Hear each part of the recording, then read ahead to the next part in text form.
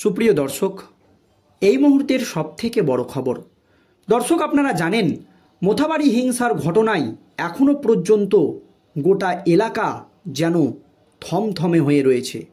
কারণ বৃহস্পতিবার মোথাবাড়ির এলাকায় হিন্দুদের ওপর যে আক্রমণ হয়েছে তার প্রতিবাদে গর্জে উঠছে বিজেপির নেতারা। আর এই ঘটনায় এখন উত্তাল একেবারে গোটা বাংলা। কারণ এই মোথাবাড়িতে নাকি একটি বিশেষ সম্প্রদায় হিন্দুদের বাড়িঘরকে জ্বালিয়ে দিয়েছে, দোকান পাশার সমস্ত কিছু পুড়িয়ে দেওয়া হয়েছে। গোটা এলাকাকে হিন্দু শূন্য করারও একেবারে মারাত্মক অভিযোগ সামনে এসেছে। জানিয়ে রাজ্য রাজনীতিতে নতুন করে শোরগোল পড়ে গিয়েছে। এই আবহে রাজ্য বিজেপির সভাপতি তথা কেন্দ্রীয় প্রতিমন্ত্রী সুকান্ত মজুমদার মোথাবাড়িতে গিয়েছিলেন। তবে মোথাবাড়িতে যেতে গিয়ে তাকে একাধিকবার রাজ্য পুলিশের বাধার সম্মুখীন হতে হয়েছে। রাজ্যের প্রধান দল বিজেপির দাবি এখনও মোথাবাড়ির পরিস্থিতি স্বাভাবিক হয়নি। এই আবহে মোথাবাড়িতে যেতে চাইছেন রাজ্যের বিরোধী দলনেতা শুভেন্দু অধিকারী সেখানকার পরিস্থিতি খতিয়ে দেখার জন্য। কিন্তু রাজ্য পুলিশের তরফ থেকে বিরোধী দলনেতা শুভেন্দু অধিকারীকে মোথাবাড়ি যাওয়ার কোনো রকম অনুমোদন দেওয়া হয়নি। কারণ আপনারা জানেন সামনেই 2026-এর বিধানসভা নির্বাচন। আর এই নির্বাচনকে কেন্দ্র করে 3 দিন যেন রাজ্য রাজনীতি একের পর এক ঘটনায় উত্তপ্ত হয়ে উঠছে। আর এই বিধানসভা নির্বাচনকে পাখির চোখ করে টিকে থাকতে চাইছে শাসক থেকে বিরোধী দুই দলই। তবে এই মোথাবাড়ি ইস্যুকে কিছুতেই হাতছাড়া করতে রাজি নয় রাজ্যের প্রধান বিরোধী দল বিজেপি। দর্শক, আপনারা জানেন রাজ্যের বিরোধী দলনেতা শুভেন্দু অধিকারী প্রথম থেকেই দাবি করে আসছেন যে এই মোথাবাড়িতে যে হিন্দুদের ওপর অকথ্য অত্যাচার হয়েছে এর তিনি শেষ দেখেই ছাড়বেন। তবে রাজ্য পুলিশের অনুমোদন না পাওয়ার পরেই বিরোধী দলনেতা শুভেন্দু অধিকারী মোথাবাড়ি যাওয়ার জন্য বা মোথাবাড়ি যাওয়ার পারমিশনের জন্য কলকাতা হাইকোর্টের দ্বারস্থ হয়েছেন। কলকাতা হাইকোর্টে বিরোধী দলনেতা শুভেন্দু অধিকারী জয় না পেলে তিনি কি করবেন? তাহলে কি সুপ্রিম কোর্টে যাবেন? মোথাবাড়ি কাণ্ডে কি সুপ্রিম কোর্ট হস্তক্ষেপ করবে? এই রকম কিন্তু একাধিক প্রশ্ন উঠে গিয়েছিল। তবে কি পদক্ষেপ নিতে চলেছে, কি দাবি বিরোধী দলনেতা শুভেন্দু অধিকারীর, শুনুন দর্শক। মোথাবাড়ির হিংসের ঘটনায় এখনও পর্যন্ত থমথমে গোটা এলাকা। বৃহস্পতিবার মালদহের মোথাবাড়ি এলাকায় হিন্দুদের ওপর যে আক্রমণ হয়েছে তার প্রতিবাদে ইতিমধ্যেই গর্জে উঠেছেন বিজেপি নেতারা। এই ঘটনায় এখনও উত্তাল গোটা বাংলা।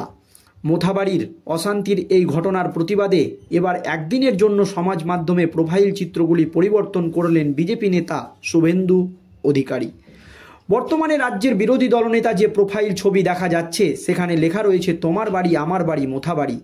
ফেসবুকে এই প্রোফাইল ছবি বদল করার পাশাপাশি সবাইকে জোট বাঁধার আহ্বান জানিয়েছেন শুভেন্দু। প্রথমেই তিনি মনে করিয়ে দিয়েছেন যেখানে ধর্ম সেখানেই জয়।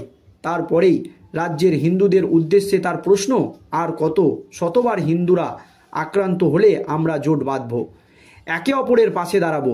রাজ্য জুড়ে লাগাতার হিন্দুদের ওপর আক্রমণ প্রসঙ্গে শুভেন্দুর অভিযোগ, পশ্চিমবঙ্গে দিকে দিকে আমরা হিন্দুরা আক্রান্ত হচ্ছি।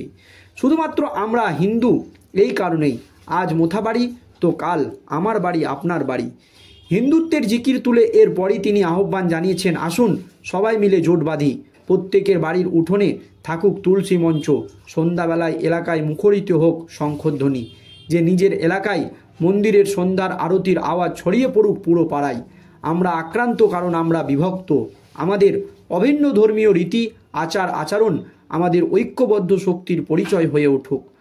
সম্প্রদায়ের কেউ আক্রান্ত হলে, বিপদে পড়লে আমরা যেন একে অপরের পাশে দাঁড়াই। এখানেই শেষ নয়, হিন্দুদের ওপর এই একপেশে আক্রমণ প্রসঙ্গে রাজ্য প্রশাসনকে কাঠগড়ায় তুলেছেন শুভেন্দু।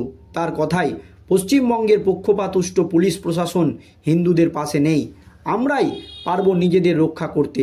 আর কেউ যদি ভেবে থাকে যে হিন্দুদের ওপর অত্যাচার করে হিন্দুদের দমিয়ে রাখা যাবে, আমি তাদের বলতে চাই যে হিন্দুরা আরও বেশি সংগঠিত হচ্ছে। সবশেষে তিনি লিখেছেন, গত কয়েকদিন ধরে যে আঘাত নেমে এসেছে হিন্দুদের ওপর, তার প্রতিবাদে আমি একদিনের জন্য আমার কয়েকটি সামাজিক মাধ্যমের প্রোফাইল ডিপি পরিবর্তন করলাম। তবে বিরোধী দলনেতা শুভেন্দু অধিকারীকে মোথাবাড়ি যাওয়ার কোনো রকম নির্দেশ দেয়নি রাজ্য পুলিশ।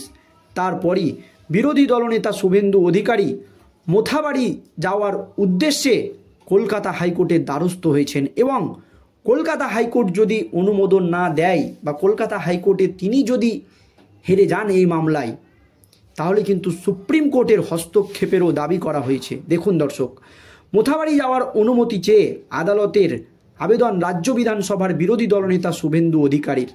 বিজেপির এই নেতার বিচারপতি তীর্থঙ্কর ঘোষ মঙ্গলবার হাইকোর্টে মামলা দায়েরের অনুমতি দিয়েছেন। শুভেন্দু বলেন যে তিনি একজন নিরাপত্তারক্ষী এবং একজন বিধায়ককে নিয়ে মোথাবাড়ি যেতে চান।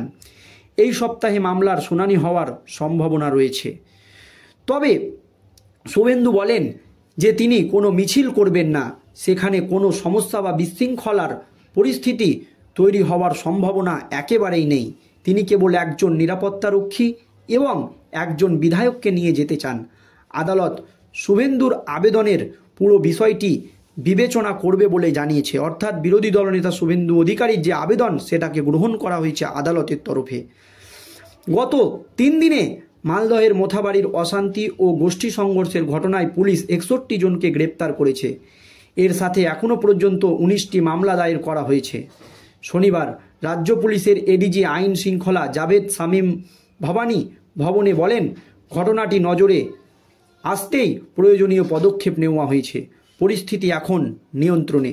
এর আগে বিজেপি সাংসদ সুকান্ত মজুমদার মোথাবাড়িতে গিয়েছিলেন, কিন্তু মোথাবাড়িতে প্রবেশের আগেই পুলিশ তাকে বাধা দেয়।